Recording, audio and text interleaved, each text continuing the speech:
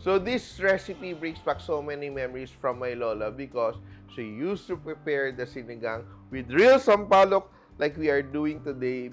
Dati, wala pang instant powdered sinigang mix. And I have here my pork, which is simmering. Look at that. And we see a lot of scum floating to the top. This isn't our soup yet. I am just like blanching. There's a bit of fat, a bit of cartilage, and of course, the bones. The bones give a lot of flavor. So, I've been boiling this for a few minutes, and now I will rinse it off, discard the liquid, and we will start cooking my favorite sinigang na baboy. And make sure that the water runs clean after rinsing our pork bones. And I have my blanched pork bones and I will add it here to my water. You start with lukewarm water and add our pork bones, our blanched pork bones. So blanching our pork allows us to get rid of the scum and also get rid of bone fragments, especially if it is just hand chopped. And now I will prepare my vegetables. Now I will add some of our aromatics as we cook our pork bones until tender. So I have some onions, just quartered.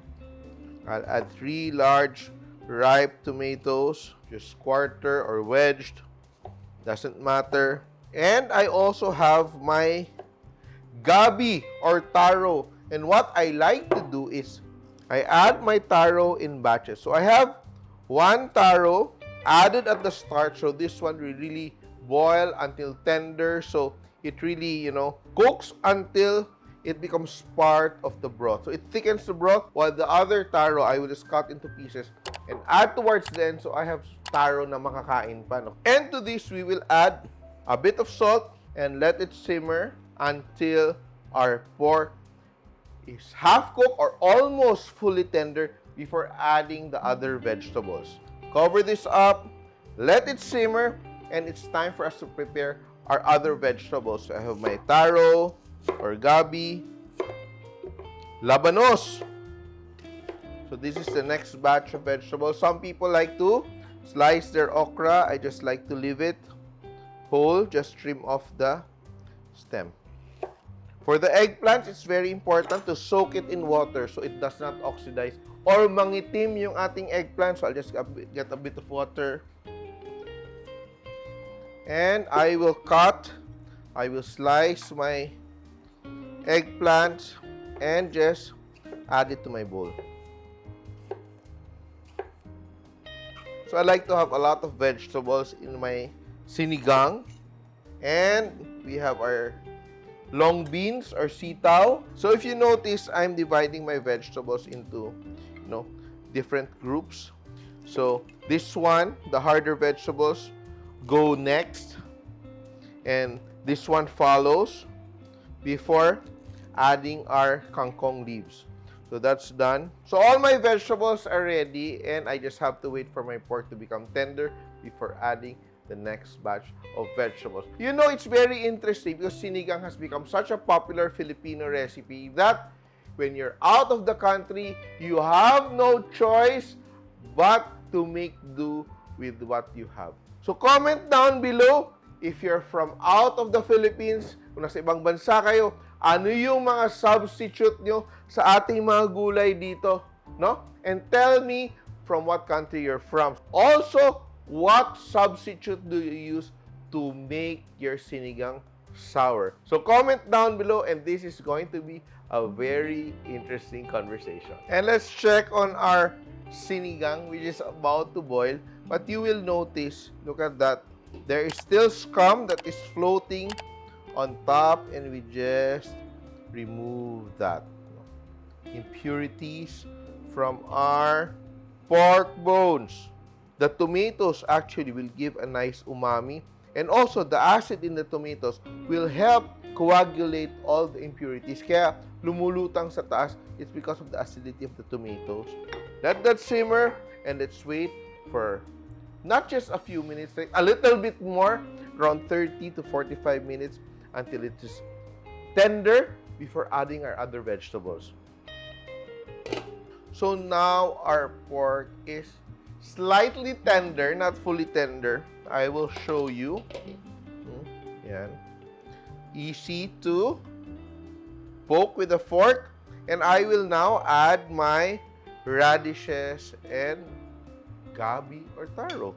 So ito, this will cook ahead of the other vegetables. And what I will do here is I will also add my sampalok, my whole sampalok. So you can add it here and just scoop out your sampalok. But the easiest way to do it, just to have like a strainer, add your sampalok, and let that cook. So this is hilaw, no? Murang sampalok, not mura na cheap, pero mura na raw hilaw palok. It's green inside, and that gives it a very nice sour, fruity tanginess. So we want that to boil until it's tender. Then we will mash all the sampalok and add the pulp back. Not add all. So let that cook. So when you use fresh sampalok, it turns out very fruity and also very subtle yung sweetness. We don't want to mash it here because we want to make sure that we strain the pulp well. You can also cook this separately in another pot, let it boil, and after just strain it and add the pulp towards the end. My gabi is already tender, so I will mash that to thicken my soup. And I will check on my tamarind. Yan. But what other fruits do you use? Some people will use kamyas, manggang hilaw, guava, calamansi, watermelon, pineapple. So it's really up to you. When you say it's a sinigang, it uses a fruit to add that sour flavor. Not vinegar, not suka. It's a fruit. So our pods, our tamarind pods are now, look at that, tender enough to mash. So what I do is I will just transfer it to my bowl, back into the bowl. Cover this up. Let that cook more until my gabi is tender and the pork, and I will now mash my tamarind pods. We're trying to get as much of the pulp from our tamarind, no? And look at that. So when we started off, we added our taro or gabi. And so here, we have a combination of our already very cooked. This is our overcooked taro, which we cooked earlier with the bones. And we can mash that and add it back.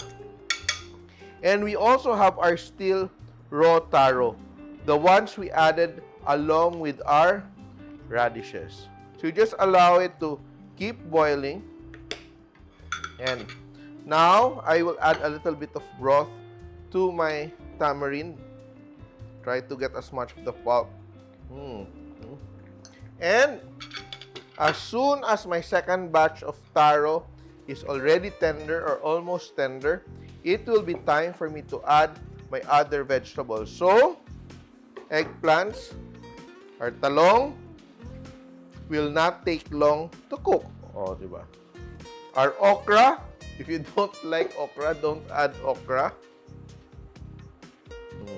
Okra, our long beans or sitaw, and our siling pangsigang. I will just break this into half. I don't want to be too fancy. Add it there. Mix everything together. Let that cook. Cover that up. Let that cook for a few more minutes. And I will continue to mash the pulp from my tamarind. And while watching me mash this tamarind, please don't forget to subscribe to my YouTube channel, Chef Tatung, where we cook not only simple recipes but also classics and other Filipino favorites. So the key here is not to add it too soon, no? Kasi if you add your tamarind too early in your broth, you will lose the sourness. You will lose that fruitiness. So, we want our vegetables to cook as it is now almost fully cooked. Simple lang, very easy to do. And now, that's good. We have our kangkong leaves ready. That will be the last thing we add to the pot. So now, I've got so much of this pulp. It's time for me to add the sampalok pulp.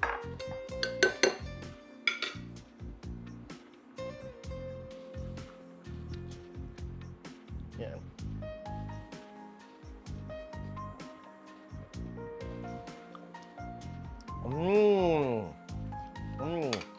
And now I will add my kangkong leaves. Let it cook. And finally, season with patis. Yan. I use patis for this to give it a nice, linamnam. Cover, cover, cover. And now, in just a minute or two, our sinigang na baboy will be done. Look at that. It's done. It's perfect, no? And I am ready to scoop out my sinigang. And importante dito yung ating soup. Soup. Sabaw na masarap. And I am serving myself a bowl of this delicious, tangy, rich sinigang. Yan. Let's taste the broth.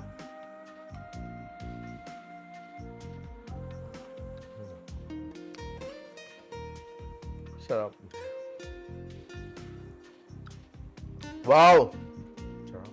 So this is a very simple, classic, old-fashioned recipe that has been passed on from generation to generation to generation to generation among Filipino families. So our very classic Filipino recipe for today, pork sinigang. Kain na tayo!